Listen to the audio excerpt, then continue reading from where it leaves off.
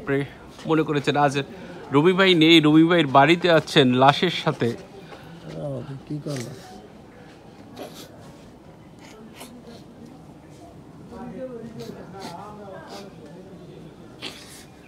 তাই আমি আসলে বলতে পারতেছি না, আমি কি বলবো।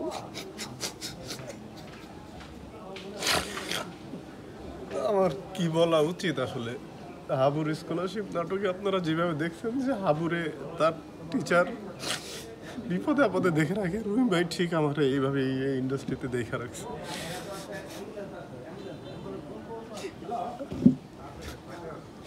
আমার কিছু বলার নাই ভাই, আসলে এইরকম ভালো মানুষ আমি খুব কম দেখছি আমার লাইফে। আমি আসলে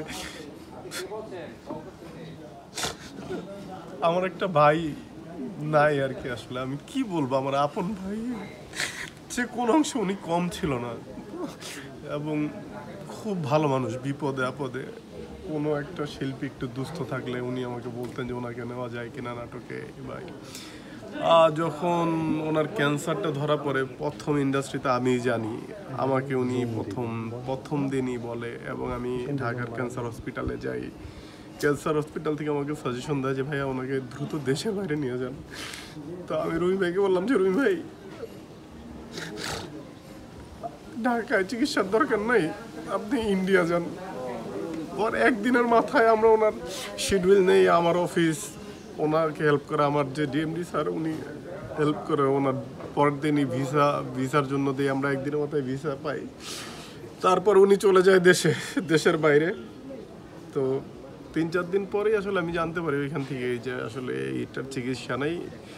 ডাক্তার বলেছে সর্বোচ্চ 6 মাসের মধ্যে থাকবে উনি, যদি আল্লাহ মিরাকেলি না চায় তাহলে আসলে এটার আর বুকিশ কোনো চিকিৎসা নেই। দেন তো দেশে নিয়ে আসা হয়। আমি রুমি ভাইকে বারবার বলতে চেয়েছিলাম যে রুমি ভাই সবাইকে জানাই। রুমি ভাই বলছে যে জানার দরকার নেই, আমি সুস্থ হই তারপরে সবাই জানাবো। ওনার খুব মানে কনফিডেন্স ছিল উনি সুস্থ হবেন, সবাই সাথে গল্প করবেন, সেটে যাবেন, কিভাবে ক্যান্সার জয় করলেন।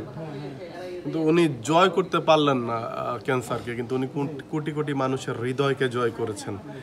আর রুমি ভাইয়ের জন্য সবাই দোয়া করবেন, কারণ অনেক ভালো অভিনেতা আমরা পাবো হয়তো দেশে, কিন্তু একই সাথে খুবই ভালো অভিনেতা এবং খুবই ভালো মানুষ পাওয়া দুষ্কর। রুমি ভাই একই সাথে খুবই ভালো মানুষ, একই সাথে খুবই ভালো অভিনেতা। আমি অভিভাবক শূন্য হইলাম। পার্সোনালি আমার প্রথম নাটক থেকেই উনি আমার সাথে ছিলেন, সেই যে লাউ সেই গদু থেকে এবং হাবুর স্কলারশিপ পর্যন্ত। অনেক প্ল্যান ছিল হাবুর স্কলারশিপে উনি অনেক দূর যাবে, ওনাকে নিয়ে যেতে পারলাম না। তবে রুমি ভাইয়ের সাথে তো দেখা হবে। এই পারে যে এই দুনিয়াতে যে আশাগুলি পূর্ণ হলো না, হয়তো আখিরাতে বা ওই দুনিয়াতে যায় সেই আশাগুলি আমাদের পূর্ণ হবে। ধন্যবাদ সবাইকে।